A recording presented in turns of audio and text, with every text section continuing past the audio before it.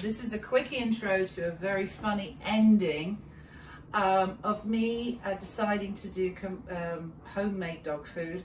Decided about 2 weeks ago to try and wean my dogs off commercial dog food. Not absolute, they do get some a little bit in the morning. There are problems with treats because I'm lousy at making dog treats. People have made me dog treats, the dogs don't like the dog treats. But it is time consuming. I can't say price point, whether it's less, it's the same, or it's more. I really can't tell you that right now. And everything is a learning curve. But here are a couple of ingredients that I can tell you to try and cook for them if you have time. This is the good thing about commercial dog food. It's easy. It's easy. Whereas doing this stuff this way it's time consuming. But for instance, tonight I'm cooking up some chicken for them. These are chicken thighs. They've got the bone in, the skin on, because they're cheaper than the boneless, skinless ones. And I'm going to put them in the doggy pot, as I call it, with 8 cups of water and cook it for about 2 hours at 375 until it's all nice and soft. It's not pink inside. I don't mind taking the bones off and the skin off.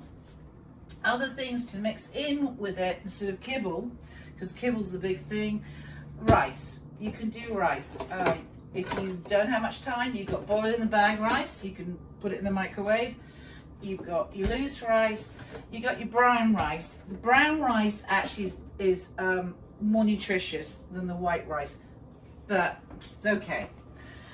If you don't have your own made stock, chicken stock, I'm not really sure how much salt is in this. Hopefully not a lot.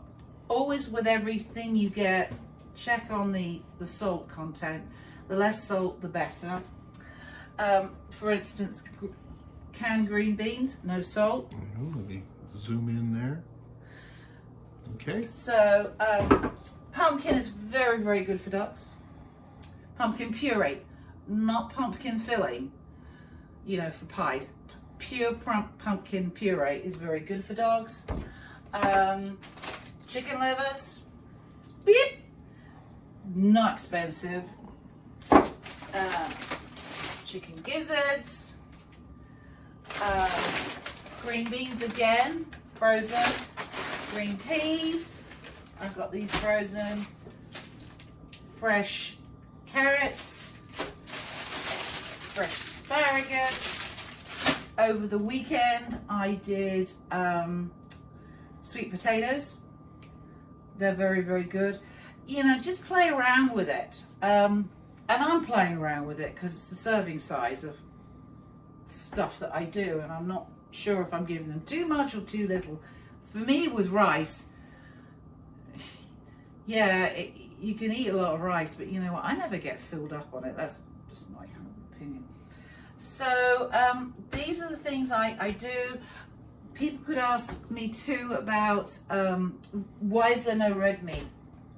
I can tell you right now, over here in the States, red meat's got very expensive. With the current dogs I've got and dogs in the past, I've given them red meat and they do get a bit, loose, if you get the drift on that one. I have looked at calf's liver, because offal is very, very good for dogs. The wolves eat it, foxes eat it. Offal's very good. You can't get calf's liver or any of that stuff anymore over here, and so that's out. So we're just soldiering on, and so as I said, this is just a tiny example.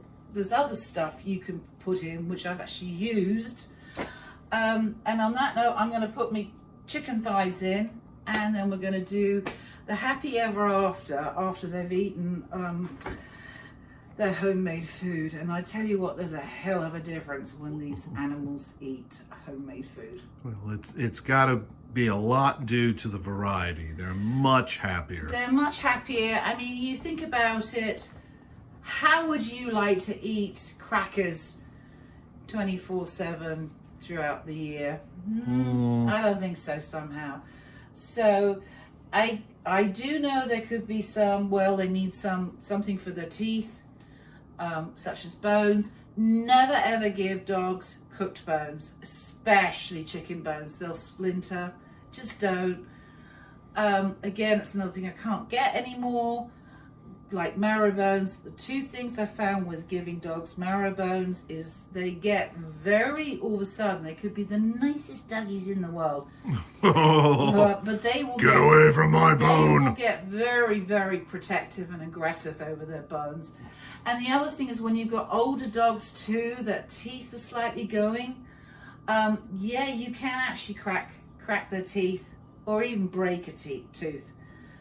So I'm a little bit leery on the bones, but I'm not saying it's, you know, it's your choice, it's your dogs, it's your money, whatever works for you. And thus far, it's going there, and my vet has given me a new name of the Chef de Doggie. So. All right, let's see how well these guys responded to a nice change in diet for them. And I've got to get this chicken in the oven. Okay.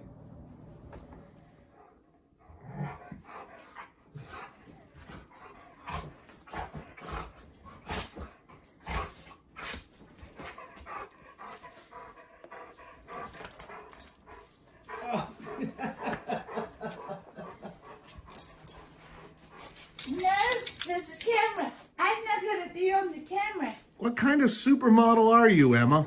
I'm not. Hello, Andy Pooh. Okay, I've got a fork in my mouth. I've got a fork. Oh, Come on, you little scaredy cat, you. What about you, Andrew? Just go upstairs.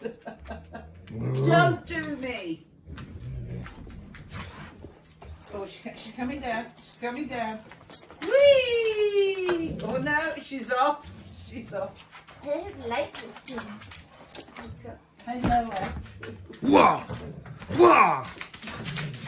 Wah! Wah! Oh, God!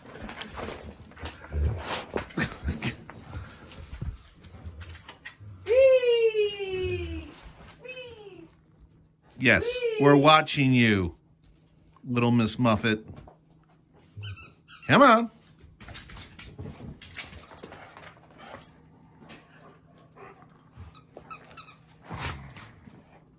Wah! Wah! Wah! Yes, I see you.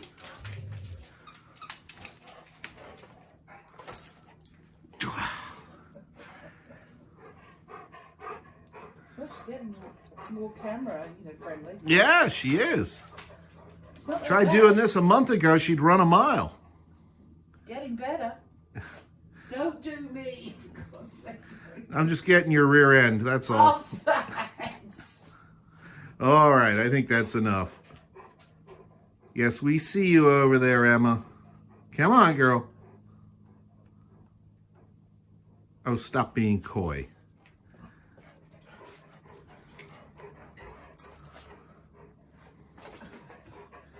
Yes, I see you.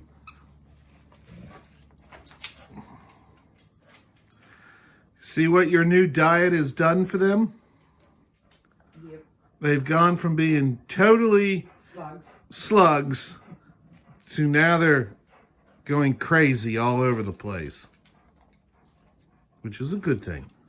I'm going to work on this. It's a learning curve.